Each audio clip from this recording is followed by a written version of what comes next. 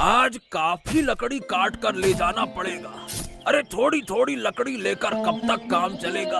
वैसे भी लोगों में ईंधन की जितनी मांग है, सूखी लकड़ी काट कर बेचने पर ज्यादा मुनाफा होता है। हाँ, लेकिन अगर ज्यादा ले जाऊं तो भी परेशानी है। क्या जरूरत है इतनी सारी ले जाने की? अरे इस राज्य में मैं ही तो अकेला लकड़हारा हूँ। इसीलिए ज्यादा चिंता करने का कोई मतलब नहीं। अरे ये क्या? ये लड़की कौन है और इस तरह यहाँ आकर लकड़ी काटने लगी? चलो जाकर देखता हूँ, इतनी बड़ी हिम्मत, मेरे अलावा जंगल में और कौन हाथ लगा रहा है। रुक जाओ, मैं देखता हूँ।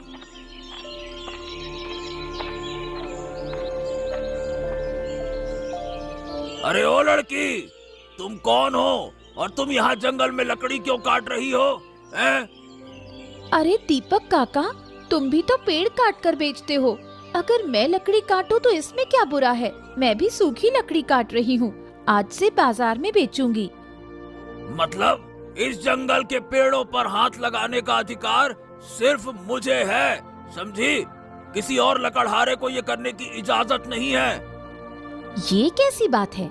मैंने आज से लकड़ी काटना शुरू किया है, इसका मतलब मैं भी लकड़हारा बन गई। लड़की और लकड़हारा, वाह, ये कैसी अजीब अजीब बातें कर रही हो। मेरी बात मानो, नखरे दिखाकर यहाँ से निकल जाओ। इस जंगल से तुरंत तुरंत बाहर निकलो। चलो चलो। काका, मुझे डराने का कोई फायदा नहीं। तुम मुझे जबरदस्ती भगाने की कोशिश भी करोगे तब भी मैं नहीं जाऊंगी। मेरी लकड़ी कटने के बाद ही मैं यहाँ से जाऊंगी। अरे काका, अरे ओ काका, अरे कहाँ हो काका? जल्दी बाहर आओ। इस तरह से कब तक भागते फिरोगे? अरे बीरबल बेटा, बोल बेटा बोल, क्या बात है? अरे क्या बात है? क्या बात करने के लिए बचा ही क्या है काका? याद है तुमने मेरी दुकान से चावल कब खरीदे थे? 1 महीना हो गया है। चावल के पैसे कब दोगे काका, ये बताओ।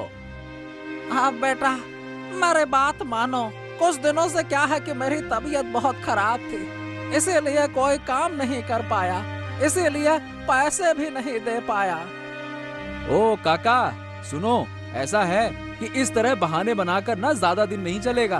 तुम्हें क्या लगता है कि तुम मेरा पैसा नहीं दोगे तो मैं बस भूल जाऊंगा क्या?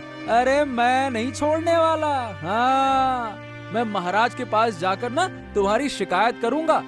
बड़े आए, तबीयत खराब है। देखो बेटा, शिकायत करने से कुछ नहीं होगा।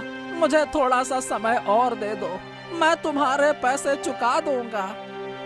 ऐसा है काका कि मुझे कुछ और नहीं सुनना। और सीधी बात है, जब तुम कुछ काम नहीं कर सकते तो तुम्हारी बेटी कहाँ है?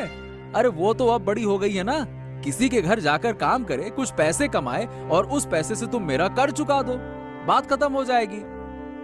अरे क्या बताऊं बेटा, मेरी बेटी सुबह से ही कहीं चली गई है, मुझे नहीं पता, मैं भी उसे ढूंढ नहीं पा रहा हूँ।